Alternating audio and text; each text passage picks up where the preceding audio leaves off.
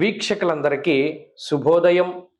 నేటి ముఖ్య పంచాంగ విషయాలను గనక మనం పరిశీలన చేస్తే ఈరోజు డిసెంబర్ నెల 27వ తారీఖు బుధవారం బహుళ పాడ్యమి.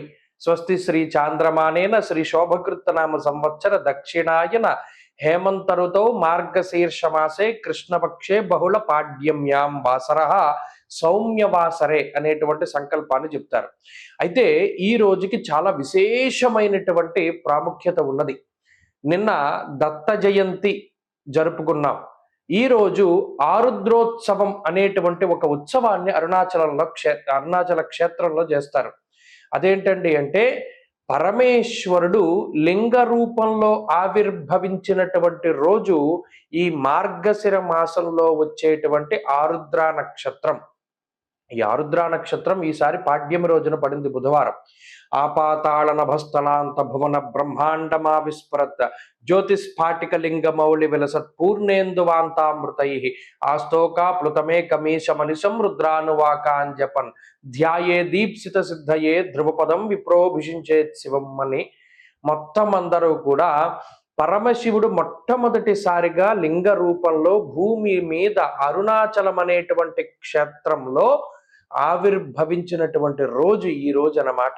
మార్గశిర మాసంలో ఆరుద్ర నక్షత్రంలో ఈ రోజు ఈ జ్యోతిస్తంభంగా ఆయన ఆవిర్భవించారు. అయితే ఈ లింగం యొక్క ఆది అంతాన్ని తెలుసుకోవడానికి బ్రహ్మదేవుడు విష్ణువు కూడా బయలుదేరి వెళ్తారు. బ్రహ్మదేవుడు హంసవాహనం వేసుకుని, విష్ణుమూర్తి ఏమో వరాహమూర్తి రూపంలో కిందకి వెళతారు. దొరకదు ఆది అంతాలు.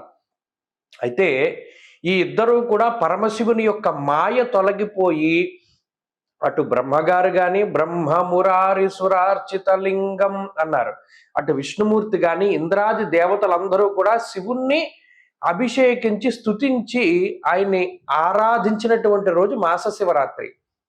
అది మాఘమాసంలో కృష్ణపక్ష చతుర్దశి రోజున వస్తుంది. కాబట్టి ఈ రెండిటికి వ్యత్యాసం తెలుసుకోండి. ఈ రోజు అంత పరమ పవిత్రమైనటువంటి రోజు కాబట్టి ఈ రోజున ఎవరైతే పరమశివుడికి ప్రత్యేకంగా అభిషేకాది కార్యక్రమాలు చేసుకుంటారో వారికి ఉండేటువంటి సమస్తమైనటువంటి దారిద్ర్యాలను కూడా, ఎందుకంటే సమస్త దరిద్రాలని వినాశనం చేసేటువంటి లింగం, సర్వ దుఃఖహర లింగం, సర్వ దరిద్ర వినాశక లింగం, తత్ప్రణమామి సదాశివలింగం అన్నాం. ఏది కావాలి అన్నా పరమేశ్వరుడి పాదాలు పట్టుకుంటే ఆయన ఇస్తాడు. కాబట్టి ఈరోజు ఖచ్చితంగా శివాలయానికి వెళ్ళండి, చక్కగా శివునికి అభిషేకం జరిపించుకోండి. లేని పక్షంలో కనీసం దీపారాధన చెయ్యండి నంది దగ్గర. అధమ పక్షం దేవుణ్ణి దర్శనం చేసుకోండి, ప్రదక్షిణలు చేసి తిరిగి రండి. దీనివల్ల మహిమాన్వితమైనటువంటి ఈ రోజుని చక్కగా సక్రమంగా ఉపయోగించుకున్నటువంటి వారు అవుతారు. అలాగే ఈ రోజు పాడ్యమి పూర్తిగా ఉన్నది. ఆరుద్ర నక్షత్రం కూడా రాత్రి 11:12 వరకు ఉన్నది. బ్రాహ్మం బాలువ కౌలువ ఈ యోగ కరణాలు మనకి కనబడుతూ ఉన్నాయి. అలాగే ఈ రోజు బుధవారం నాడు కాబట్టి పగలు దుర్ముహూర్తం 11:38 లగాయితూ 12:22 వరకు ఉన్నది. ఉదయం వర్జ్యం ఉన్నది 6:58 లగాయితూ 8:39. కాబట్టి సూర్యోదయం అయిన తర్వాత వర్జ్యం కనబడుతూ ఉన్నది. కాబట్టి ఆ వర్జ్యాన్ని వదిలిపెట్టి 8:30 దాటిన తర్వాత ఏదైనా ప్రయాణాదులు ఉంటే చేసుకుంటూ ఉండాలి. అలాగే ఈ రోజుకి ఉన్నటువంటి మరొక ముఖ్యమైనటువంటి విషయం ఏంటి అంటే కుజుని యొక్క సంక్రమణం. వృశ్చిక రాశిలో ఇప్పటి వరకు సంచారం చేస్తూ ఉన్నటువంటి కుజగ్రహం ధను రాశిలోకి సంచారాన్ని ఈ రోజు నుండి ప్రారంభం చేస్తారు. మూలా నక్షత్రంలో కుజుని యొక్క సంచారం ఈ రోజే ప్రారంభమవుతుంది.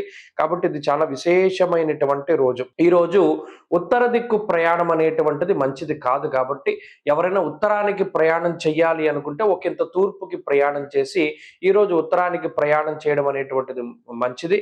అలాగే ఆరుద్ర నక్షత్రం నవజాత శిశువులు ఎవరైనా జన్మిస్తే, ఆరుద్ర అనేటువంటిది అంత ఉగ్ర నక్షత్రం కాదు, కొన్ని పాదాలకే శాంతి క్రమం చెప్పారు. కాబట్టి పాదభేదం ఉంటే శాంతి కూడా చేయవలసిన అవసరం లేదు. అలాగే ఈ రోజు వారాధిపతి అయినటువంటి బుధగ్రహం ఆయన వక్రించి వృశ్చిక రాశిలోనే సంచారం చేస్తూ ఉన్నారు.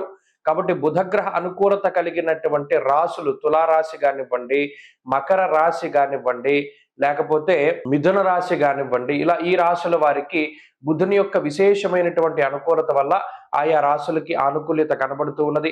అలాగే చంద్రుడు ఈ రోజు మిథున రాశిలో సంచారం చేస్తారు కాబట్టి అటు మేష రాశి, మిథున రాశి, అలాగే సింహ రాశి, కన్యా రాశి, అలాగే మకర రాశి వారికి ఈ రోజు ఆ వారాధిపతి చంద్రుని యొక్క అనుకూలత వల్ల అనుకూలించేటువంటి రోజు ఈ రోజుగా చెప్పవచ్చును.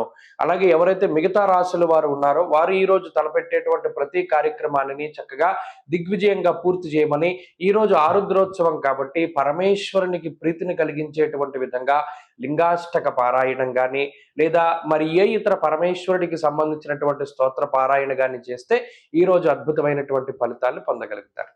స్వస్తి.